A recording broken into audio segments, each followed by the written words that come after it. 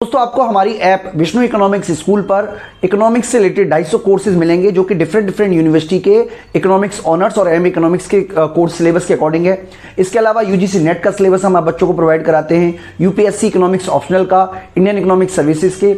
इसके अलावा different state board में पीजीडी इकोनॉमिक्स की जो वैकेंसी निकलती है उनके भी हम सिलेबस प्रोवाइड कराते हैं। तो ये सारे के सारे कोर्स आपको हमारी ऐप विष्णु इकोनॉमिक्स स्कूल में मिलेंगे। जो आर्थिक सर्वेक्षण है वो जारी हो चुका है 2021-22 का, और इस आर्थिक सर्वेक्षण में हम जो इकोनॉमिक सर्वे है उसको हम हिंदी और इंग्लिश दोनों में ही बना रहे हैं। और इस वीडियो में हम आपको जो लेसन नंबर 2 है उसको स्टार्ट करा रहे हैं। तो जो लेसन नंबर 2 है, अगर हम हिंदी में देखें, क्योंकि हम हिंदी में आप बच्चों को पहले करा रहे हैं, तो उसका नाम है राजकोषीय घटना चक्र। तो राजकोषीय घटना चक्र का हम इस वीडियो के माध्यम से आप बच्चों को स्टार्ट करा रहे हैं। तो इसके सारे के सारे टॉपिक हम आपको करवाएंगे डिफरेंट जो भी रिक्वायरमेंट होगी उसके अकॉर्डिंग। तो बच्चों मैं आपको वीडियो शुरू कराऊं उससे पहले ये भी बता देता हूं कि हम डिफरेंट यूनिवर्सिटी के यूजी पीजी के अकॉर्डिंग कोर्स बनाते हैं। इसके अलावा स्टेट पीसीएस, बीपीएससी, यूपीपीसीएस, इसके अलावा यूपीएससी, यूजीसी नेट, तमाम तरीके के कोर्सेज हम हिंदी और इंग्लिश दोनों मीडियम में ही बनाते हैं। तो आप हमारी ऐप है विष्णु इकोनॉमिक्स स्कूल, उसे डाउनलोड कर लीजिएगा। और यूट्यूब है, यूट्यूब की प्लेलिस्ट में जाकर आप डेमो वीडियो भी देख सकते हो। तो काफ़ी सारा कंटेंट हमने ऑलरेडी रिकॉर्ड किया हुआ है। और अब मैं आप बच्चों को शुरू कराने वाला हूँ आर्थिक सर्वेक्षण। देखिए, सबसे पहले तो आप ये समझ लीजिए कि अगर हम बात करें आर्थिक सर्वेक्षण की, जिसमें हम आपको सरकार के आय और व्यय का ब्यौरा देंगे, तो आपको एक चैप्टर हमने पढ़ाया हुआ है बजट, यानी कि आपको जो बजट है उसके कंसेप्ट के बारे में जानकारी होनी चाहिए। तो मैं आपको एक बार बता देता हूँ सरकार का बजट किस तरीके का होता है, जिससे आपको एक रफली आइडिया हो जाए। तो सरकार जो खर्च करती है उसके अंदर दो तरीके के हिस्से होते हैं। एक तो होता है व्यय, यानी कि प्राप्तियाँ, जिसको आप बजट प्राप्तियाँ भी बोल सकते हो। बजट प्राप्तियां भी दो प्रकार की होती हैं। एक राजस्व प्राप्ति होती है,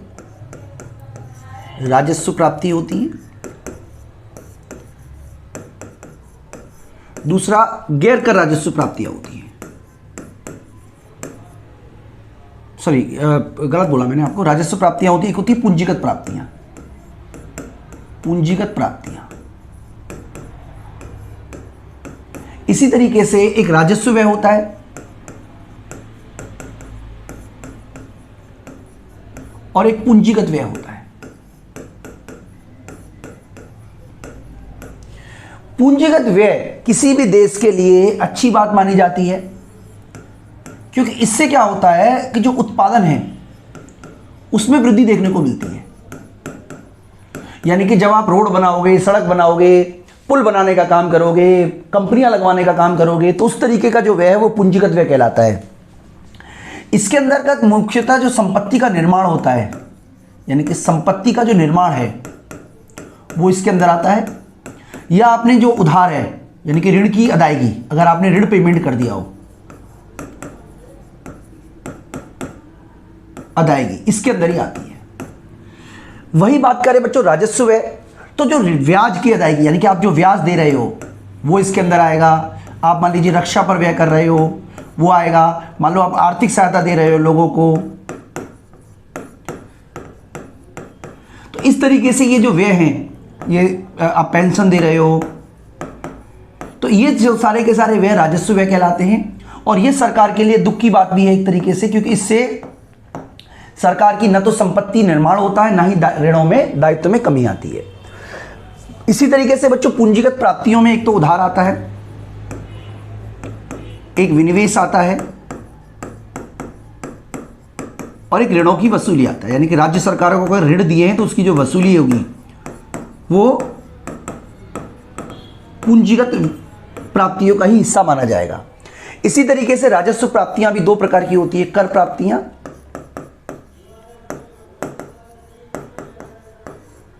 और गैर कर प्राप्तियां।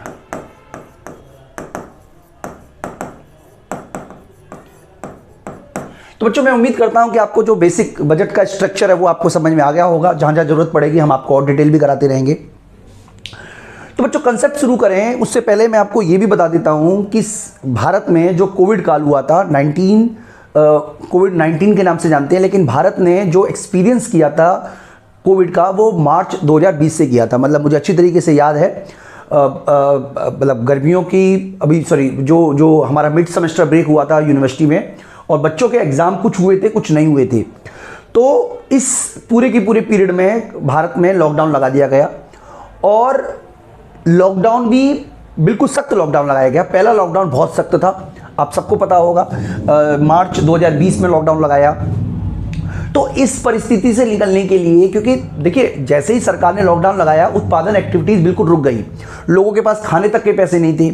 तो देखिए इकोनॉमिक सर्वे में सरकार ने अपनी एक तरीके से आप कह सकते हो तारीफ की है, या सरकार के द्वारा बताया गया है कि हमने कौन कौन से कदम उठाए और उसका क्या क्या इम्पैक्ट पड़ा। तो क्योंकि हम 2021-22 की बात कर रहे हैं तो 2020 का जो 21 का जो है वो बेस मान के चलेंगे और कंपैरिजन 19-20 से करेंगे, यानी कि हम जो कंपैरिजन करेंगे वो 19-20 से करेंगे क्योंकि वो प्री कोविड पीरियड है, और जो भी हम आपको बताएंगे वो 19-20, 20-21, 21-22 के आधार पर बताएंगे।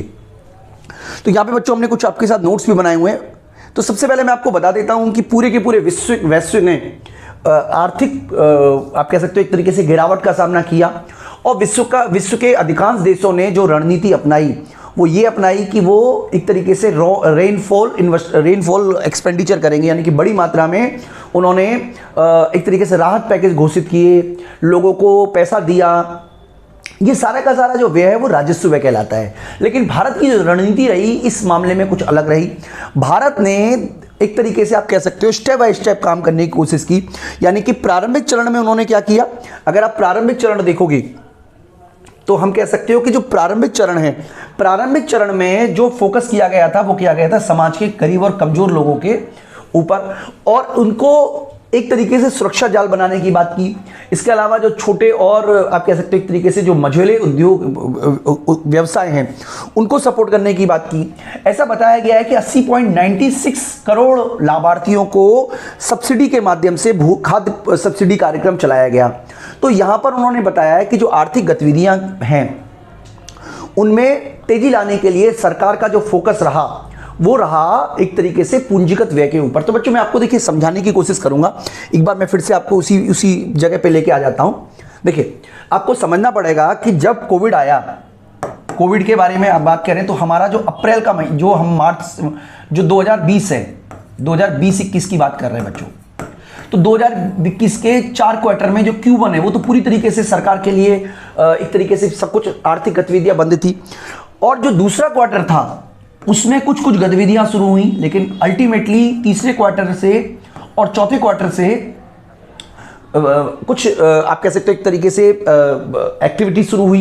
लेकिन 2021 में दोबारा से जो आप कह सकते हो डेल्टा वायरस था उसने अर्थव्यवस्था को फिर से नुकसान पहुंचाया। तो सरकार का जो फोकस रहा है वो रहा है एक तरीके से इस पूंजीगत व्यय को बढ़ाने पर। इसीलिए अगर आप देखोगे तो भारत की जो अर्थव्यवस्था है उसने बहुत तेजी से रिकवरी की। भारतीय अर्थव्यवस्था उन 10 अर्थव्यवस्थाओं में से एक है जिन्होंने प्री कोविड पीरियड को अब के जो ग्रोथ है उसको भी अचीव कर लिया है। बहुत सारे देश अगर आप देखोगे, चाहे यूएसए हो, चाहे ब्रिटेन हो, बहुत सारे देशों ने अपना जो विकास मतलब एक तरीके से राहत पैकेज घोषित किए, और ज्यादातर व्यय जो है वो राजस्व व्यय के माध्यम से किया। अगर आप देखोगे तो अमेरिका के द्वारा बहुत बड़ी मात्रा में लोगों को कैश उपलब्ध कराया गया ताकि लोग बाय करें, क्योंकि सबसे बड़ी समस्या आती है कि लोगों के पास पैसा नहीं है। तो सरकार ने यह पॉलिसी ना अपनाकर के केवल व्यय करें, सरकार ने एक बैलेंस पॉलिसी अपनाई, और उस बैलेंस पॉलिसी के बारे में हमें जानकारी देखिए इस पूरे के पूरे आप कह सकते हो एक तरीके से ग्राफ से मिलती है। तो सरकार ने सबसे पहले क्या किया, ये बात है 2A यानी कि मार्च 2020 की। सरकार ने अपना 1,92,800 करोड़ रुपए का पैकेज दिया। इस पूरे के पूरे पैकेज का 88% जो है वो केवल फूड एंड लाइवलीहुड पे खर्च किया। इसके अलावा 4% रेवेन्यू फॉर्गन यानी कि उनको कंपनसेट करने में, और 8% हेल्थ में। तो इस तरीके से आप देखोगे तो पहला जो क्वार्टर है वो पूरी तरीके से सरकार के द्वारा फूड प्रोग्राम चलाने के लिए उपलब्ध कराया। लेकिन धीरे धीरे अर्थव्यवस्था में लिक्विडिटी क्रंच पैदा हो गया, यानी कि ऐसा देखा गया कि बाजार में से लिक्विडिटी गायब हो गई है। जिन लोगों के पास पैसा था उन्होंने या तो उसको बचत कर लिया, लोग खर्च करना नहीं चाहते थे, या आप कह सकते हो कि जो लोग खर्च कर रहे थे उनके पास पैसा ही खत्म हो गया। तो इस लिक्विडिटी की समस्या से बचने के लिए मई जून 2020 में सरकार ने 11 लाख 85,000 करोड़ का एक पैकेज लेकर आई, जिसमें 30% एग्रीकल्चर के ऊपर खर्च किया गया, 6% डिमांड बूस्टिंग पर खर्च किया गया, 37% फर्मों को दिया गया लिक्विडिटी सपोर्ट के रूप में, और अदर लिक्विडिटी मेजर में 15% खर्च किया गया। लेकिन जो फूड पे पहला सरकार 88% पैसा खर्च कर रही थी, अब वो पैसा जो है वो 12% पे ही आ गया। यानी कि सरकार ने पॉलिसी जो अपनाई वो ये अपनाई कि सरकार ने फर्मों को, उद्योगों को बड़ी मात्रा में उधार देने की कोशिश की ताकि उनके पास ज्यादा से ज्यादा पैसा आए। यानी कि सरकार की पॉलिसी इस तरीके की रही कि वो डायरेक्ट लोगों को पैसा ना दे, डायरेक्ट लोगों को हेल्प ना करे, बल्कि फर्मों को करे, जिससे कि सप्लाई में वृद्धि हो। क्योंकि देखिए दो तरीके की बातें हैं, जब भी अर्थव्यवस्था में श्रृंख आता है, मांग भी इफेक्टेड होती है, पूर्ति भी इफेक्टेड होती है। पैसा देके आप मांग को तो बढ़ा सकते हो, लेकिन जो पूर्ति को डैमेज हुआ है, जो पूर्ति को नुकसान हुआ, उसको कैसे आप बढ़ा सकते हो? इसीलिए सरकार के द्वारा इस तरीके की पॉलिसी अपनाई गई। अगर आप तीसरा क्वार्टर देखोगे तो आप देखिए किस तरीके की पॉलिसी रही है। इन्वेस्टमेंट बूस्टिंग जो है वो 51% है और कंजम्पशन बूस्टिंग 49% है। यानी कि सरकार ने दोनों तरीके से काम किया, पूर्ति बढ़ाने का भी प्रयास किया है और मांग बढ़ाने का भी प्रयास किया है। यानी कि सरकार का पूरा प्रयास है कि मांग में भी बढ़े और पूर्ति भी बढ़े। लेकिन जब हम बात करेंगे बच्चों चौथे क्वार्टर की, यानी कि 2D यानी कि नवंबर 2020 की, जिसमें सरकार ने 2,65,080 करोड़ रुपए का व्यय करने की बात की है, उसमें से ज्यादातर पैसा इन्वेस्टमेंट बूस्टिंग पे बात की गई है। यानी कि यह पैसा एक तरीके का पूंजीगत व्यय है। तो बच्चों हम इससे यह समझ सकते हैं कि सरकार का पूरा जोर रहा है अपने आर्थिक गतिविधियों को वापस लाने के लिए पूंजीगत व्यय पर।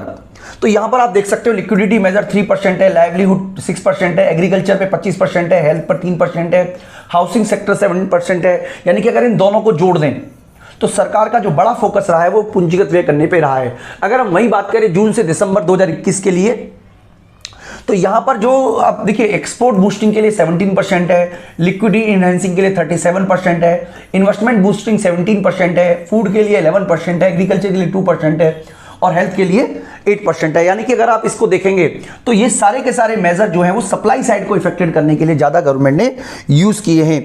तो 2020-21 की दूसरी तिमाही में जो पूंजीगत व्यय है उस पर अधिक व्यय किया गया है। अब आप देखिए यहां पे पूंजीगत व्यय के बारे में बताया गया है किस तरीके से सरकार ने पूंजीगत व्यय पे अपना खर्चा किया है। तो ये पूंजीगत व्यय है 1000 करोड़ रुपए में दिखाया गया है। यहां से देखिए ये लॉकडाउन लगा, एकदम से सारे का सारा व्यय जो है वो नीचे आ गया। ये क्वार्टर है 2021 का, यानी कि ये वो महीना है जो जो अप्रैल से शुरू होता है, अप्रैल 2020 से शुरू होता है।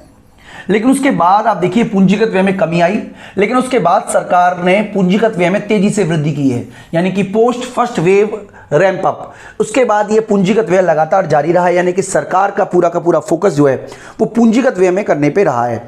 अब यहां पे बच्चों कुछ हमें बताए हुए हैं कुछ आपको कि भारत सरकार द्वारा कौन कौन से कदम उठाए हैं।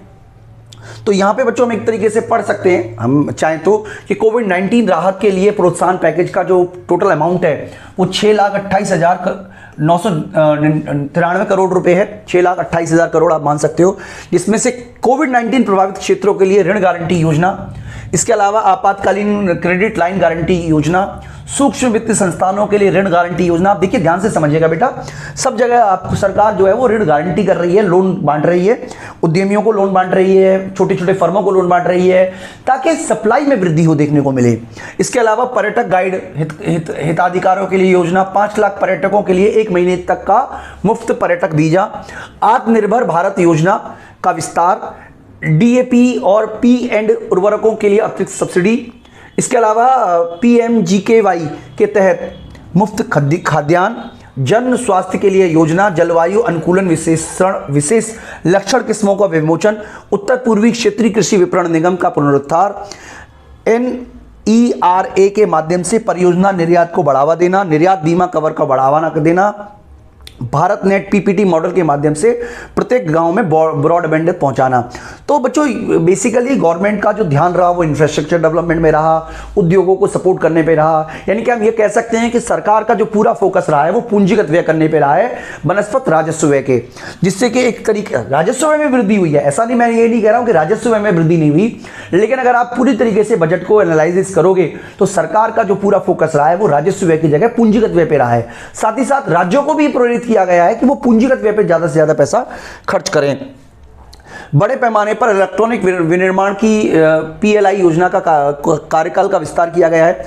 इसके अलावा बच्चों जुलाई 2021 में 23,131 करोड़ का एक पैकेज दिया गया है और इसके अलावा दिसंबर 2021 में भी 53,334 करोड़ रुपए का PM गरीब कल्याण अन्न योजना का विस्तार करने के लिए पैकेज दिया गया है। तो बच्चों यहां पर हमने आपको देखिए वही चीज आपको बताई है, एक बार दोबारा से हम समझ लेते हैं कि किस तरीके का सरकार का होता है। एक तो देखिए, एक तो हम कह सकते हैं एक तरीके का कि पूंजीगत प्राप्तियां होती हैं, पूंजीगत प्राप्तियां होती है। अच्छा व्यय सॉरी, यहां पर हम केवल बजट प्राप्तियों पे फोकस कर रहे हैं, यानी कि जो हमने यहां पर आप बच्चों को दिखाया था, अब हम इस वाले एंगल पे आ गए, यानी कि सरकार की जो प्राप्तियां हैं उनके ऊपर हम चर्चा करने वाले हैं बच्चों आगे। तो सरकार की जो बजट प्राप्तियां हैं उनके ऊपर चर्चा करें। उसमें देखिए सबसे पहला जो आता है वो राजस्व प्राप्तियां आता है। सरकार की पहली आती है राजस्व प्राप्तियां। राजस्व प्राप्तियां क्या होती हैं बच्चों? राजस्व प्राप्तियां वही प्राप्तियां होती है जिनके बाद यानी कि सरकार को इनकम तो होगी लेकिन सरकार के कोई दायित्व में वृद्धि देखने को नहीं मिलेगी, ना ही सरकार की संपत्ति में किसी भी प्रकार की कमी देखने को मिलेगी। तो एक तरीके से सरकार के लिए खुशी की बात है, क्योंकि इससे क्या होता है, एक तो संपत्ति तो कम नहीं हो रही है, दूसरा दायित्व में वृद्धि नहीं हो रही है। जैसे मान लीजिए कर है, प्रत्यक्ष कर है या अप्रत्यक्ष कर हैं, ये सब कर प्राप्तियां हैं। इसी तरीके से गैर कर प्राप्तियां हैं जिसमें ब्याज है, लाभ और लाभांश है, फीस है, जुर्माना एवं जब्ती है, उपहार और अनुदान है, एसशीड है। ये सारे के सारे गैर कर राजस्व प्राप्तियां हैं जिसके बारे में बच्चों हम आगे चर्चा करेंगे, सरकार की राजस्व प्राप्तियों के बारे में भी, गैर कर राजस्व प्राप्तियों के बारे में भी। इसके अलावा बच्चों पूंजीगत प्राप्तियां भी होती हैं। पूंजीगत प्राप्तियों में एक तो विनिवेश होता है, यानी कि सरकार द्वारा जो सार्वजनिक उपक्रम है उनको बेच देना। इसके अलावा ऋणों की वसूली, यानी कि सरकार राज्य सरकारों को जो उधार दिया गया है अगर सेंट्रल उसको प्राप्ति करती है तो एक तरीके से वो भी पूंजीगत प्राप्ति का स्रोत है। इसके अलावा सरकार उधार ले लेती है। तो पूंजीगत प्राप्तियां क्या होती है? वे प्राप्तियां होती है जिससे सरकार की संपत्ति कम हो जाती है, यानी कि या तो सरकार की क्या हो जाती है, संपत्ति कम हो जाती है या दायित्व जो है वो बढ़ जाते हैं। तो अब हम डिस्कस करते हैं बच्चों कि हमारा जो यानी कि सरकार का 2021-22 में जो प्राप्तियां हैं उसका क्या अनुमान आर्थिक सर्वेक्षण के माध्यम से लगाया गया है। तो देखिए यहां पर हमें सबसे पहले ये दिखाया गया है, जैसा कि मैंने आपको ऑलरेडी बता चुका हूं ऑलरेडी, कि ये तो पूरा का पूरा आप कह सकते हो बजट है। इसके ऊपर हम चर्चा आगे करेंगे। राजस्व प्राप्तियां होती हैं, राजस्व प्राप्तियां, सकल कर प्राप्तियां, ये इसका पार्ट है। राज्यों को समुदाय कर राजस्व, गैर कर राजस्व, गैर कर ऋण, पूंजीगत प्राप्तियां, गैर कर प्राप्तियां, ये कुल व्यय है। कुल व्यय में राजस्व व्यय आता है, पूंजीगत व्यय आता है, ठीक है। ये इसके दो सब पार्ट हैं। इसी तरीके से ये प्राथमिक राजस्व घाटा, प्राथमिक घाटा और राजकोषीय घाटा, प्राथमिक, इन सब के ऊपर बच्चों चर्चा करेंगे हम। और ये टेबल जो है वो हम बार बार आपको वापस इसी टेबल पे लेकर आएंगे। लेकिन सबसे पहले हम कर संग्रह की बात करें तो कर संग्रह के बारे में ये बताया गया है कि सरकार ने अनुमान लगाया था 8.5% का, लेकिन 2000 मतलब आप कह सकते हो जो 2000 अप्रैल से अक्टूबर 2020 की तुलना में अप्रैल से नवंबर 2021 के दौरान 64.9% की जो प्राप्तियां हैं उनमें वृद्धि देखने को मिली है। इसी तरीके से व्यक्तिगत आयकर भी बढ़ा है। इसके अलावा गैर कर राजस्व प्राप्तियां भी बढ़ी हैं। तो यहां पर हमें यह बताने की कोशिश की जा रही है अल्टीमेटली कि एक तरीके से अर्थव्यवस्था में सुधार के संकेत देखने को मिले हैं। सरकार की जो प्राप्तियां हैं, चाहे वो राजस्व प्राप्तियां हों, चाहे वो कर प्राप्तियां हों, चाहे वो गैर कर प्राप्तियां हों, उन सभी में वृद्धि देखने को मिली है। अप्रत्यक्ष कर के क्षेत्र में भी वृद्धि देखने को मिली है। तो ये चीजें हमें यहां से भी एक बार देखने को मिल जाएंगी। टेबल के माध्यम से हम समझने की कोशिश करते हैं बच्चों। यहां पर हमें दिखाया गया है growth in April to November 2021 over April to November 2020। इसी तरीके से यहां पे दिखाया गया अप्रैल नवंबर 2021 ओवर अप्रैल नवंबर 2019, यानी कि एक तरीके से यह बताया गया है कि प्री कोविड पीरियड के मुकाबले हम 22.5% की ग्रोथ हुई है हमारी कॉर्पोरेशन टैक्स में, जबकि पोस्ट 2020 के मुकाबले ये जो ग्रोथ है ये 90.4 है, क्योंकि 2020 में हमारे राजस्व में कमी देखने को मिली, इसीलिए ये बढ़ता हुआ इतना नजर आ रहा है। इसी तरीके से बच्चों टैक्स ऑन अदर इनकम भी आप देख सकते हो अप्रैल से नवंबर 2021 के दौरान, यानी कि कंपैरिजन कर रहे हैं 2020 से 47.2 है, जबकि 2019 से कंपैरिजन करेंगे तो 29.2 है। तो बच्चों ये सभी टेबल आप देख रहे हैं, इन सभी के माध्यम से बताने की कोशिश की जा रही है कि केवल यूनियन एक्साइज ड्यूटी को छोड़कर सभी प्रकार की जो गवर्नमेंट की इनकम है वो प्री कोविड पीरियड से पहले की स्थिति को पार कर चुकी है। यानी कि हम 2019 में जिस स्थिति में थे कोविड आने से पहले, सभी स्थितियों में आपको सुधार देखने को मिल रहा है, सिवाय यूनियन कस्टम ड्यूटी के मुकाबले। इसी तरीके से अगर हम बात करें तो यहां पर एक बताया हुआ है अप्रैल से नवंबर अवधि के दौरान प्रमुख प्रत्यक्ष और अप्रत्यक्ष करों का रुझान। तो देखिए किस तरीके के कर हैं यहाँ पे। तो यहाँ पे जो हमारा इनकम हुई है वो कितनी हुई है ये हम देखने की कोशिश कर रहे हैं। यहाँ पे जो ग्रीन दिखाया गया है ये अप्रैल नवंबर 2020 का दिखाया गया है, ये जो येलो है वो 2021 का है, और जो ब्लू है वो 2019 का है। तो साफ साफ पता चल रहा है कि कॉर्पोरेशन टैक्स घटा फिर बढ़ गया है। यानी कि प्री कोविड पीरियड से पहले हमारा 2.9 लाख करोड़ का कॉर्पोरेशन टैक्स था, जो कि 2020 में गिरा है। ये 20 का मतलब पूरा 20 नहीं, अप्रैल से नवंबर 2020 का आंकड़े बच्चों ये। इसी तरीके से यहां पे भी देखिए उसी तरीके का शेप आपको देखने का मिल रहा है, सेम सारा सारा। यहां पे ये जो यूनियन एक्साइज ड्यूटी है ये बढ़ी है, और इसीलिए ये आपको कम परसेंटेज दिख रहा है क्योंकि बेस उसका मजबूत है। और जीएसटी में भी आपको वृद्धि देखने को मिल रही है, यानी कि 2019 के मुकाबले अब हम और आगे निकल चुके हैं। हमारे जो भी इनकम है सरकार की वो 2019 के मुकाबले पहले से ज़्यादा हो चुकी है। इस तरीके के प्रावधान इस पूरे के पूरे बजट सर्वे के माध्यम से बताने की कोशिश की गई है।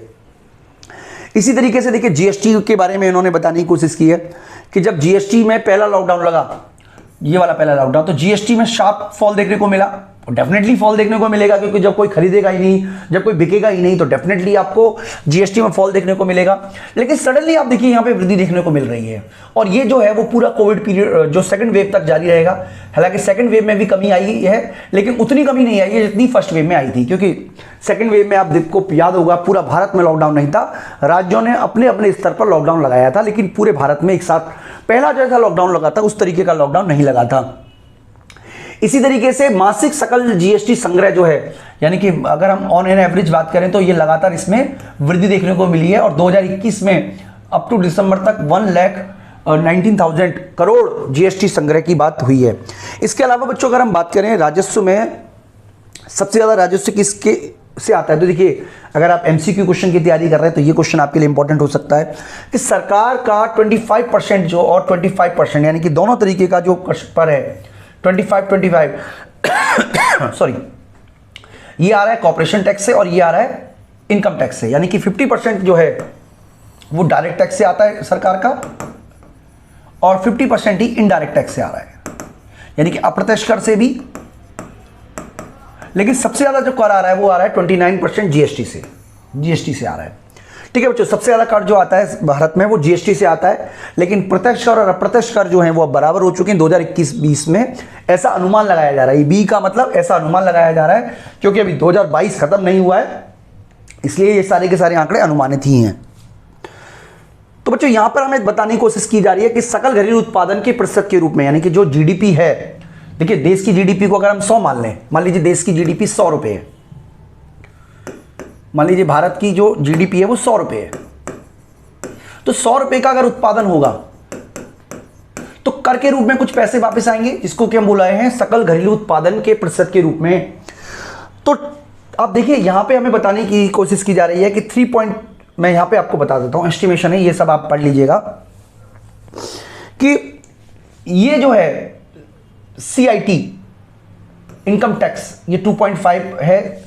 इसी तरीके से सॉरी ये इनकम टैक्स है, इसके अलावा जीएसटी जो है 2.8, यूईडी कस्टम 0.6 ये वाला, और सीआईटी ये हमारा है 2.5।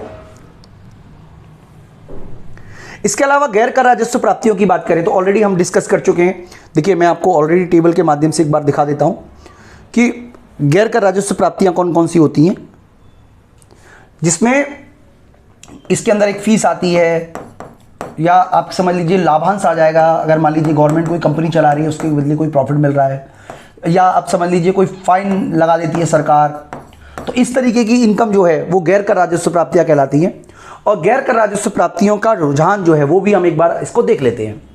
तो 2020-21 का और 21-22 के मुकाबले आप देखिए ये तीनों का कंपैरिजन हम करके देख रहे हैं। जो ब्याज प्राप्तियां हैं वो 2021 में बढ़ी थी, लेकिन अब जाके फिर से वही लेवल आ गया है जो कि पहले था। लाभांश जो है वो घटा है 2019 के मुकाबले, 19-20 के मुकाबले, हालांकि 20-21 के मुकाबले बढ़ा है।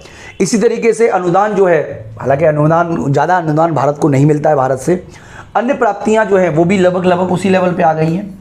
यानी कि ये डिनोट कर रहा है कि राजस्व व्यय जो है, सॉरी, राजस्व प्राप्तियों में कर प्राप्तियां तो बढ़ी हैं, लेकिन जो गैर कर प्राप्तियां हैं उसमें उतनी वृद्धि देखने को नहीं मिली, बल्कि उसमें एक तरीके से कमी देखने को मिल रही है। इसी तरीके से गैर ऋण पूंजीगत प्राप्तियां, देखिए गैर ऋण पूंजीगत प्राप्तियों में क्या क्या आता है मैं आपको बता देता हूं। गैर ऋण पूंजीगत प्राप्ति में एक तो विनिवेश आता है, दूसरा ऋणों की वसूली आता है।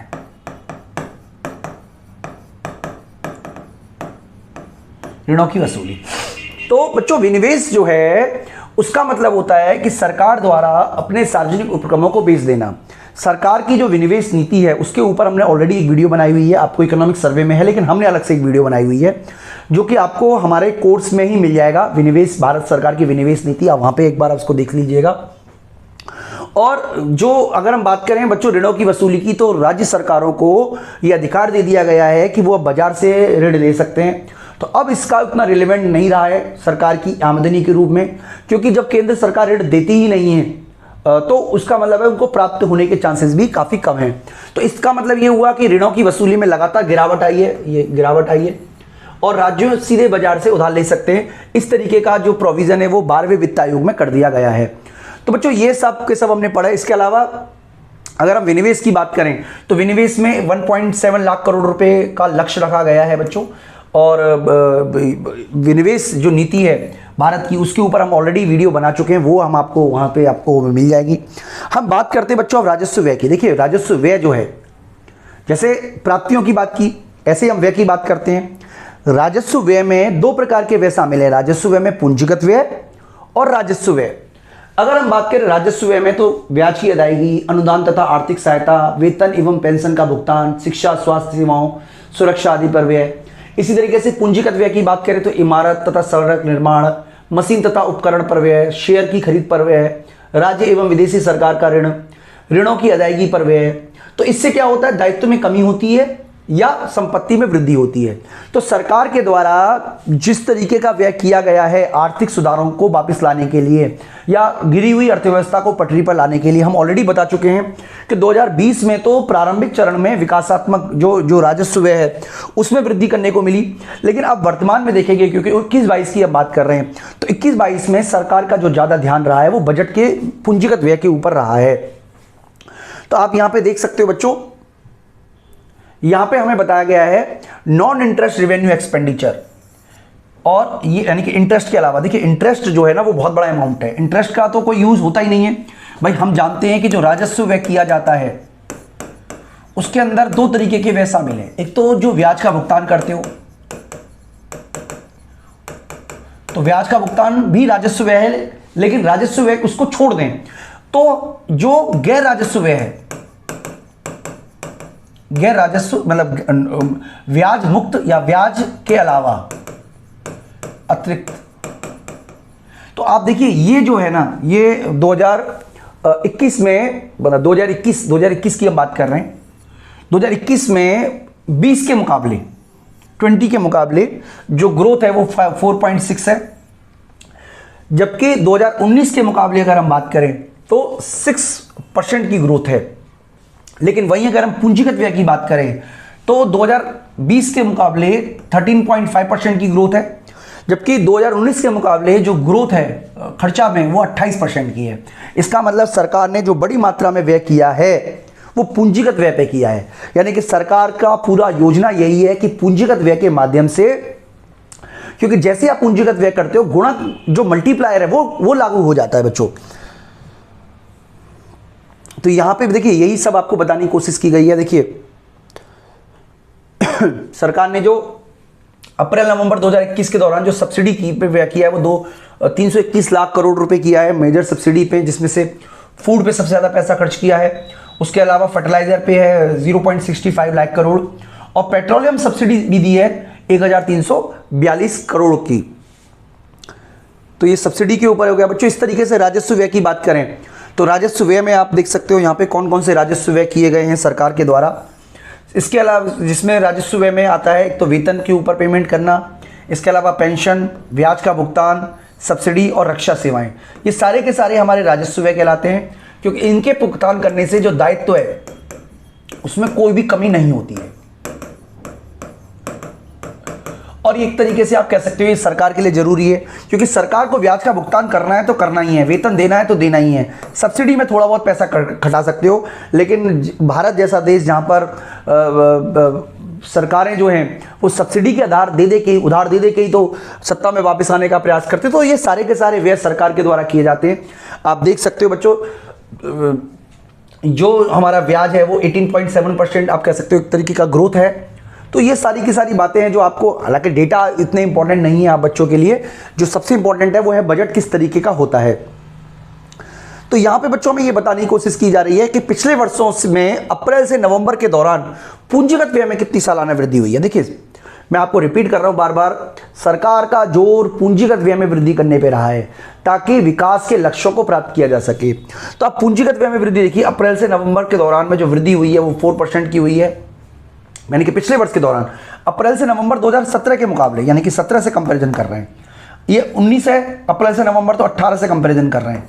आप देखिए लगातार वृद्धि देखने को मिली है, यानी कि सरकार का जो जोर रहा है वो पूंजीगत व्यय में वृद्धि करने पे रहा है।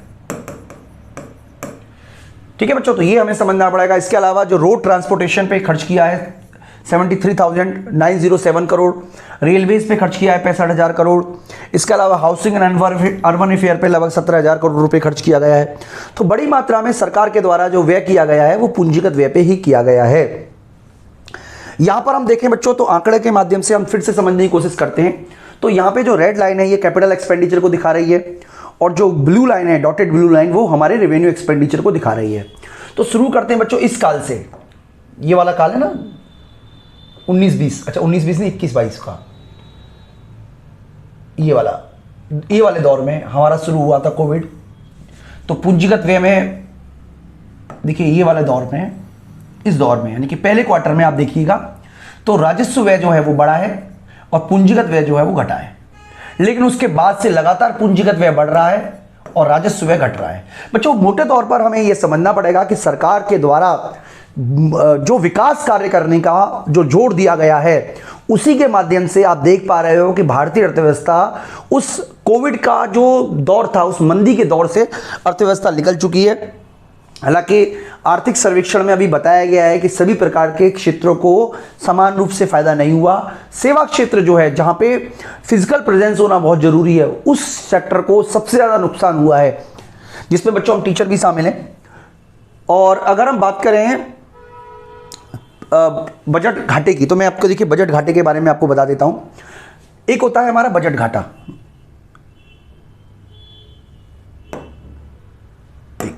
एक होता है हमारा बजट घाटा। बजट घाटे की बात हम नहीं कर रहे बच्चों, बजट घाटा तो आपको पता होगा ओवरऑल। हम बात कर रहे हैं राजस्व घाटे की, ये मैं अंडरलाइन कर देता हूं जो जो हमारे लिए इंपॉर्टेंट है। राजस्व घाटा होता है राजस्व व्यय माइनस राजस्व प्राप्ति है, यानी कि सरकार ने जो राजस्व व्यय कमाया है, कितना व्यय किया, उसमें से कितनी प्राप्तियां की, उसको बोलते हैं राजस्व घाटा। इसके अलावा राजकोषीय घाटा होता है। राजकोषीय घाटा सरकार की उधार संबंधी आवश्यकताओं को दर्शाता है, यानी कि ये सब बच्चों हमने ऑलरेडी बजट वाले चैप्टर में पढ़ाया हुआ है, आप एक बार डिटेल के लिए वहां जा सकते हैं। प्राथमिक घाटा जो होता है वो ब्याज के भुगतान को माइनस कर देते हैं, यानी कि सरकार उधार ले रही है, कितना घाटा है, उसमें से जो ब्याज का भुगतान माइनस कर दिया है उसको बोलते हैं प्राथमिक घाटा। और प्रभावी राजस्व घाटा क्या होता है? प्रभावी राजस्व घाटा का मतलब है कि सरकार जो है वो राज्यों को पूंजीगत व्यय करने के लिए जो पैसा अनुदान दे रही है, राजस्व घाटे में से अगर ये माइनस कर दें तो ये हमारा प्रभावी राजस्व घाटा कहलाता है।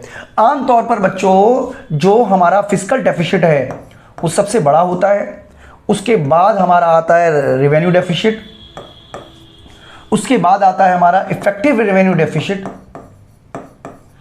ये तो कंफर्म है, लेकिन जो हमारा प्राथमिक घाटा है उसके बारे में श्योर नहीं किया जा सकता, लेकिन फिर भी मोटे तौर पर हम कहें तो प्राइमरी डेफिसिट सबसे नीचे आता है।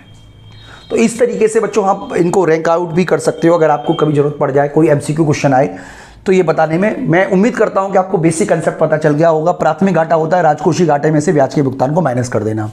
अगर हम भारत के ट्रेंड देखें किस तरीके का ट्रेंड है, तो देखिए यहां पर हमें फिस्कल डेफिसिट के बारे में बताया गया है, यानी कि एक तरीके से ये बोरोइंग को दिखा रहा है सरकार की,